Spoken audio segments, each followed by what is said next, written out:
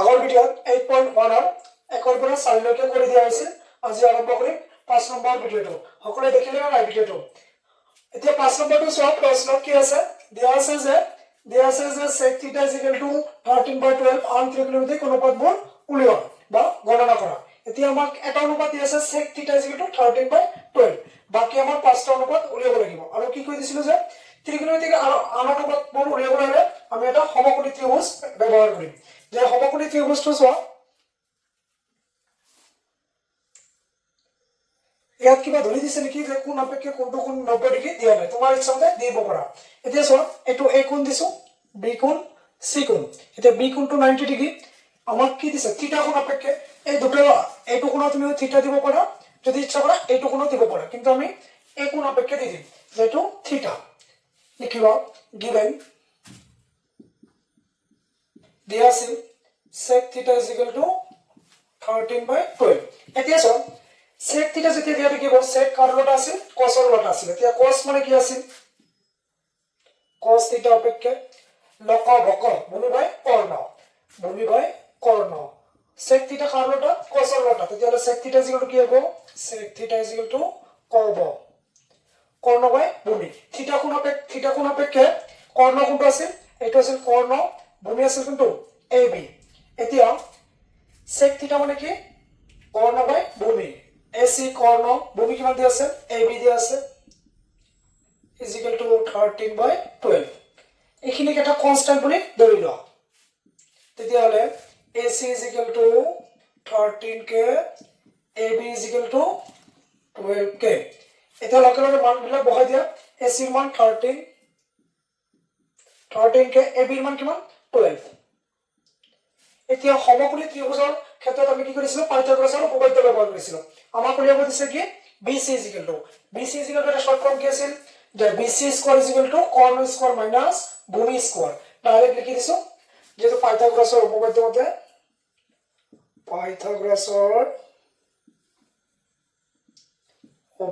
মতে,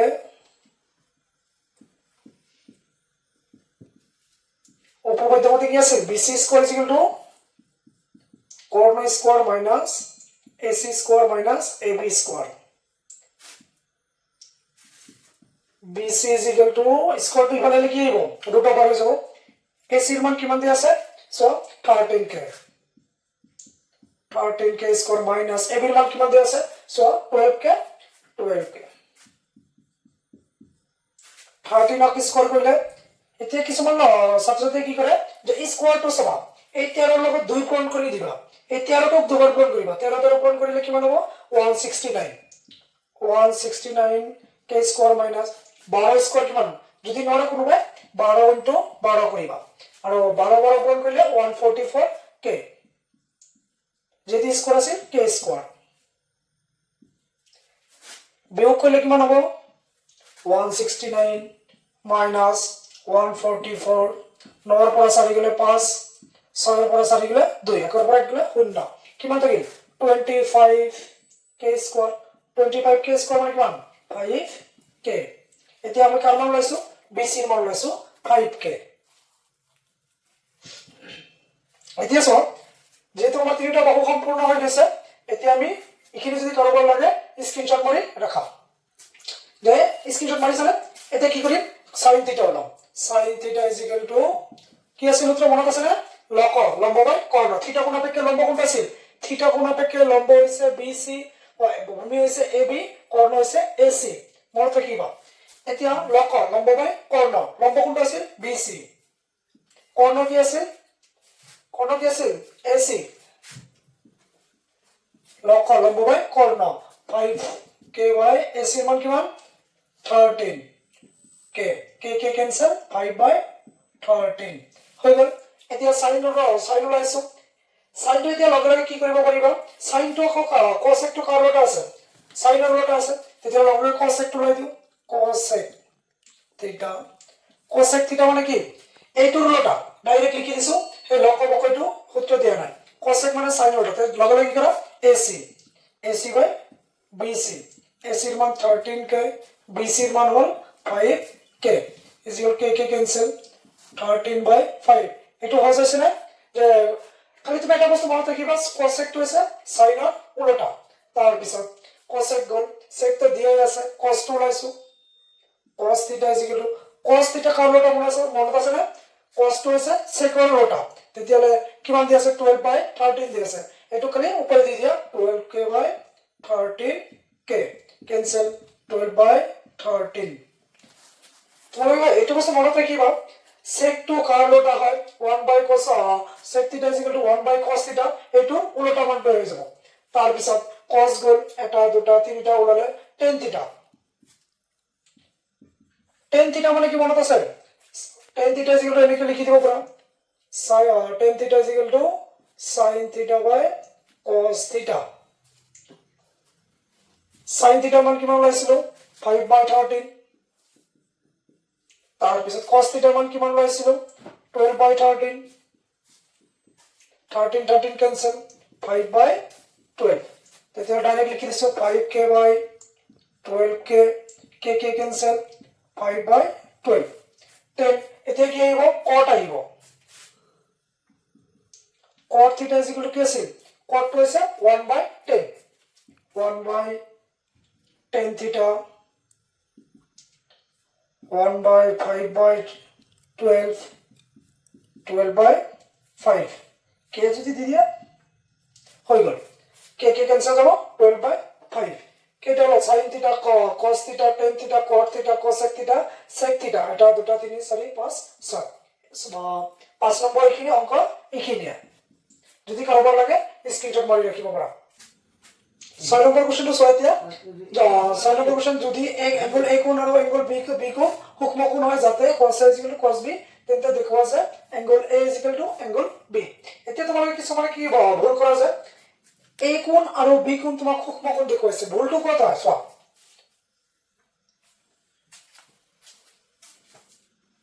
যে কিছুমানে দি দিয়ে এনেকে a b c এতিয়া এইটো চিত্ৰ শুদ্ধ হ'ব নেকি তোমাক প্ৰশ্নত কৈছে এংগল a আৰু এংগল b সূক্ষ্ম কোণ কিন্তু এইটো হৈছে 90 ডিগ্ৰী ইয়াত যদি এইটো দিয়ে তেতিয়ালে শুদ্ধ হ'ব শুদ্ধ নহয় তেতিয়ালে তোমাক কি কৰিব লাগিব ইয়াত ৰাখিব লাগিব a b c এতিয়া সূক্ষ্ম কোণ মানে কি যে 90 ডিগ্ৰীতকৈ সৰু হ'ব লাগিব সূক্ষ্ম কোণ তেতিয়ালে চোৱা এটা আমি সমকোণী ত্ৰিভুজ অংকন কৰিম আমাক দিয়া আছে কি গিভেন সলিউশন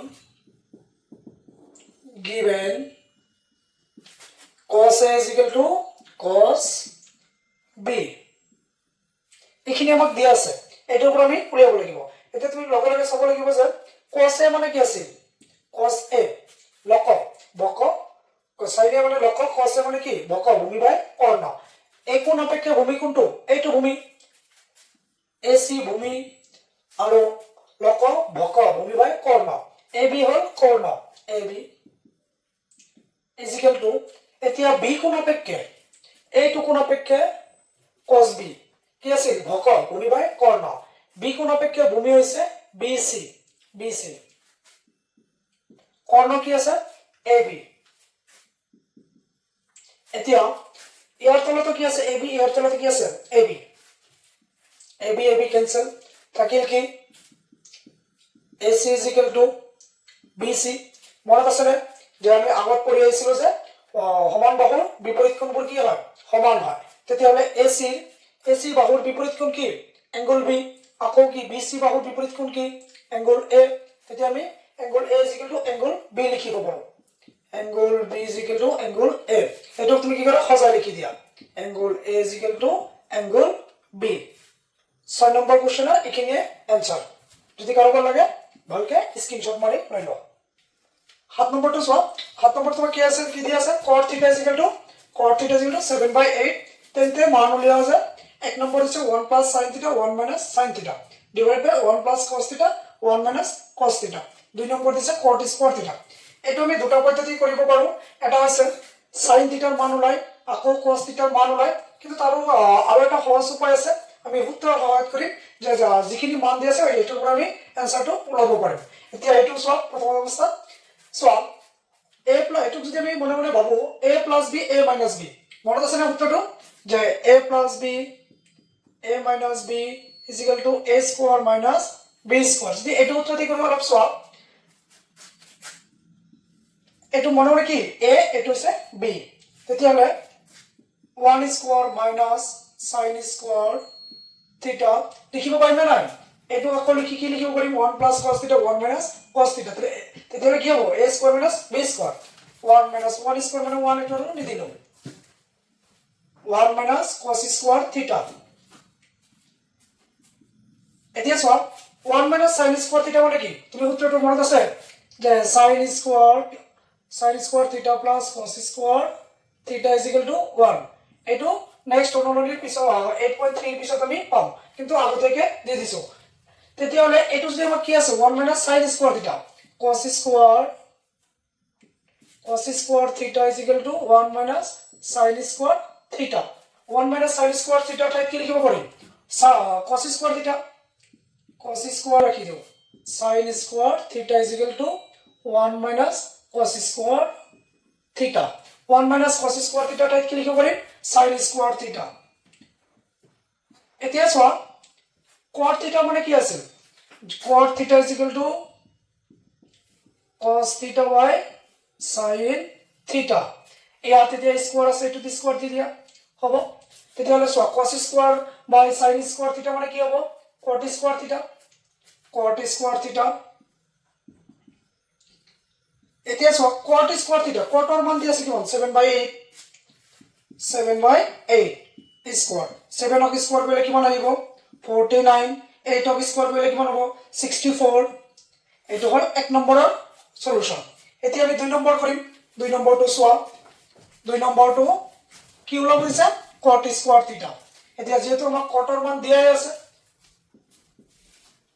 cotৰ মান কিমান দি আছে 7/8 ওপৰত স্কোয়ার আছে স্কোয়ারটো দি দিছো 7 স্কোয়ার মানে 49 8 স্কোয়ার মানে কিমান হ'ব 64 এক নম্বৰটোৰ आंसर কিমান আছে 49/64 দুই নম্বৰটোৰ आंसर 49/64 কোনোবাই যদি কয় যে এটো উত্তৰ দি নকৰো তেতিয়াহলে তোমালোকে কি কৰিবা sin থিটাৰ মান ওলাবা cos থিটাৰ মান ওলাবা ইয়াৰ পৰা প্ৰথম অৱস্থাত এটা সমকোণী ত্ৰিভুজ অংকন কৰিবা তাৰ পৰা কি কৰিবা তিনিটা বাহুৰ মাপ ওলাবা হেতু উত্তৰ দি কৰিলো হ'ব তাতকে অলপ সহজ যেন এটো লাগিছে সো তিনিটা লাইনৰ পৰা অংকটো কৰিব পাৰিছো এতিয়া ইয়াৰ পিছত 8 নম্বৰ কি আছে যে যদি 3 cot a is equal to 4 তেন্তে 1 minus tan square a divided by 1 plus tan square a is equal to cos square a minus sin square a হবনে নহয় পৰীক্ষা কৰা এতিয়া সব দুটা সাইড আমাক দেখাব লাগে এখিনিৰ মান আৰু এখিনিৰ মান সমান হয় নে নহয় এতিয়া আমি তাৰ কাৰণে কি কৰিম ত্ৰিকোণমিতি এখিনি দিয়া আছে given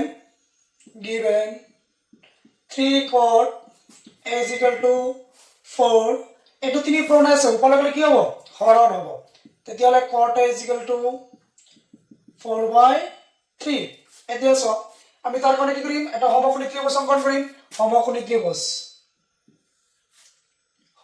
ত্ৰিভুজ ইয়াত কিবা কোৱা আছে নেকি কোনটো কোন সমকোণ কোৱা নাই চিত্ৰটো অলপ বেয়া হ'ল নেকি চল এতিয়া এটা সমকোণ দি দিছো a b c আৰু যিমান পাৰা তোমালোকে এটা কাম কৰিবা যে ইয়াত যেটো a কোণ আপেক্ষে একটো এটো ফ্ৰন্টত ৰাখি দিবা এতিয়া a কোণ আপেক্ষে cot মানে cot a is equal to মনত আছে নে মনত ৰাখিবা খালি প্ৰথম তিনিটা মনত ৰাখিবা লক বক লব tan to ৰ কাৰলটা cot to কাৰলটা tan ৰ লটা এতিয়া tan আমাৰ আছিল কি লব লম্ব বাই ভূমি cot a মানে কি আছিল বল ভূমি বাই লম্ব tan is equal to লব এটো খালি উলটা হৈছে cot এতিয়া cot a মানে লব ভূমি বাই লম্ব এই কোণ আপেক্ষে ভূমি কোনটো আছিল ab আছিল না এটো হল ভূমি আৰু লম্ব কি আছিল bc এতিয়া লিখি দিয়া cot a ঠাইত কি লিখিবা যে ভূমি ab লম্ব কি bc is equal to 4/3 এটা কনস্ট্যান্ট ধৰি লোৱা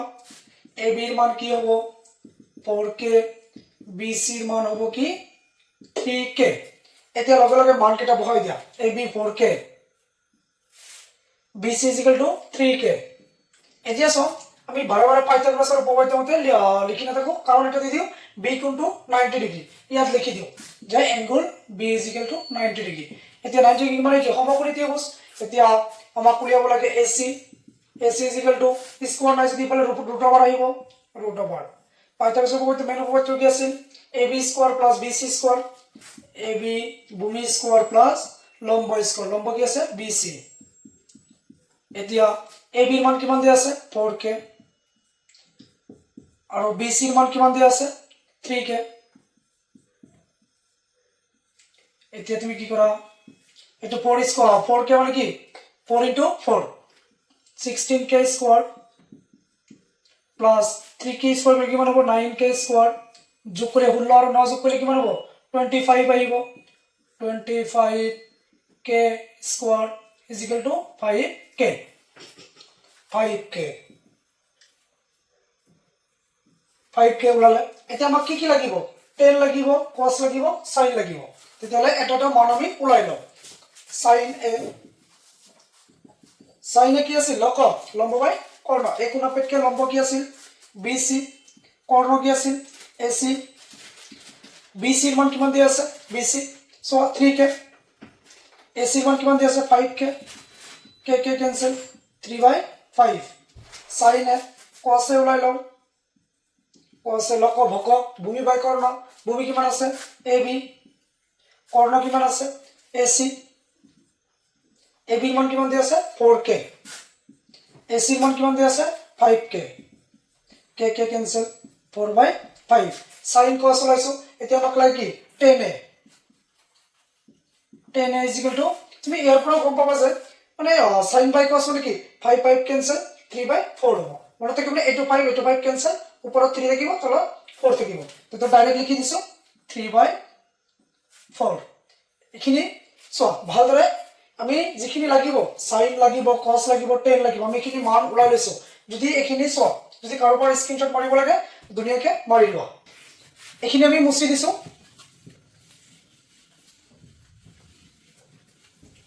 যেহেতু আমার sin a cos এর মান লাগিব তার কারণে আমি মানটো এই সাইডে লিখি দিও sin a কি মান হইছিল